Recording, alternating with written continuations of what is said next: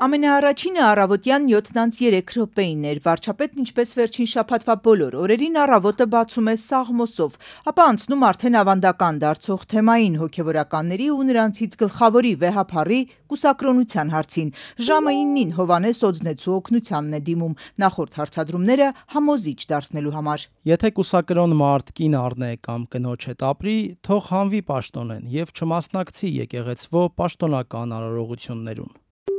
Երկուժամանց սեփական մտքերն են վերլուծություն, թե ինչու կաթողիկոսը չի պատասխանում իր հարցին զավակ ունի, թե չունի, խախտել է ուխտը, ինչի մասին է Գարեգին երկրորդի լռությունը, վարչապետը այս մի գրառմամբ վեհափառին դուրս է անում վեհարանից։ Լռել նշանակում է համաձայնվել եւ յուրանձը դուրս դնել վեհարանից։ Ասել ճշմարտությունը նույնպես նշանակում է յուրանձը դուրս դնել վեհարանից։ Ստել նույնպես նշանակում է, որ յուրանձը դուրս դնել վեհարանից։ Օրվա երկրորդ կեսին Նիկոլ Փաշինյանն այլևս հարցեր չունի կաթողիկոսին, արդեն պնդում է Գարեգին B. Կաթողիկոսը խախտել է կուսակրոնության ուխտը եւ զավակ ունի։ Թող Գարեգին երկրորդը ինձ էլ դատի տա հայտարարված արժեքներին եւ կաթողիկոսի կարգավիճակին իր համապատասխանելիությունը ապացուցելու համար։ Հետգրություն. Հայ առաքելական եկեղեցին մեր սրբությունն է, մեր ինքնությունը։ Չպիտի այլևս հանդուրժենք այդ սրբությունը պղծողներին։ Ենթադրաբար ազգային անվտանգության ծառայությունը վաղ առավոտյան երկրի ղեկավարին զեկուցել էր, որ գիշերը Սյունիքի սահմանային գյուղից երկու երիտասարդներ են մոլորվել ու Ադրբեջանում հայտնվել։ Ոչինչ սակայն չի փոխում երկրի այս օրերի գլխավոր օրակարգը։ Ամենայն հայոց կաթողիկոսը, մայրաթոռի սրբազանները, սեռական կյանք ու երեխաներ ունեն, թեման եռում է վարչապետի կաբինետից մինչև խորհրդարանի միջանցքներ։ Խնդիրը այն է, ինչի մասին որ մենք բոլորս տեղյակ ենք, եթե դուք չեք տեսնում Եթե դուք չեք տեսնում։ Արդարադատության նախարարն այդպես էլ չի ձևակերպում, թե խնդիրը որն է, բայց կա խնդիր, որից է ըստ նրա վարչապետի մոտ խոսելու կարիք է առաջացել։ Եվ սա ըստ Սրբուհի Գալյանի ամենևին էլ եկեղեցու սահմանադրական կարգավիճակի ինքնուրույնության խախտում չէ, խառնվել չէ։ Վարչապետը սահմանադրությամբ իրավունք ունի խոսելու առհասարակ, թե ոչ։ Դուք տեսնում եք միջամտություն,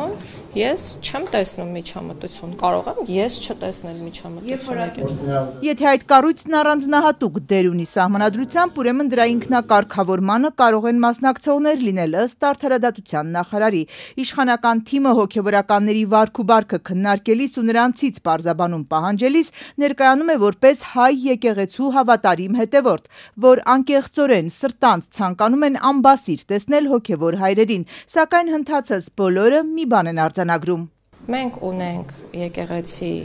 որը արդեն վաղուց զբաղվում է քաղաքականությամբ, ըստ էության։ Եկեք դա էլ արձանագրենք։ Երբ որ եկեղեցին որոշակի գործընթացներ անում միջամտելու քաղաքական գործընթացներին, երբեմն պետք է նաև պատրաստ լինել, որպեսզի նրան, որ այլ հարցադրումներ կհնչեն քաղաքական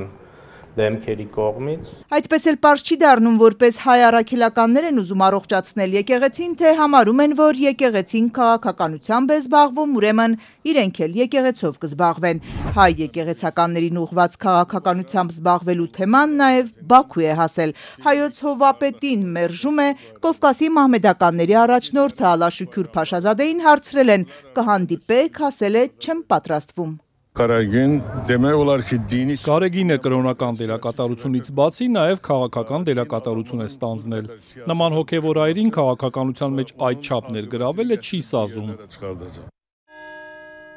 Ոչ մի սպասում չկա, որ արդեն 8 օր թոփ թեմա դարձած սեռական սկանդալը կսպառվի։ Ավելին 3 խորհրդարանի նախագահը չէր բացառել, որ սահմանադրությունում կվերանային հայ առաքելական եկեղեցուն վերաբերող դրույթը։ Արդարադատության նախարարն այսօր ասաց, այդ գործը չեն սկսել։ Ոչ, այս պահին ոչ, որևէ քննարկում այս մասով չկա։ Դոմփել բառը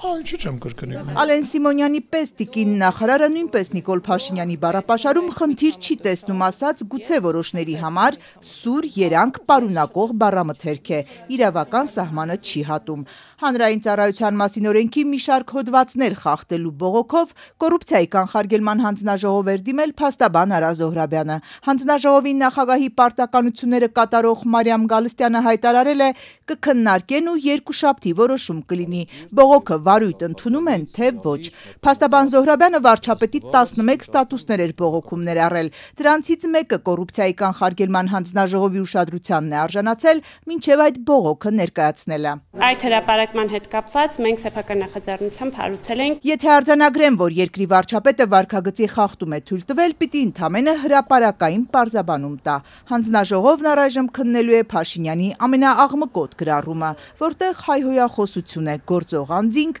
մի սրբազան ու մի քեռակին։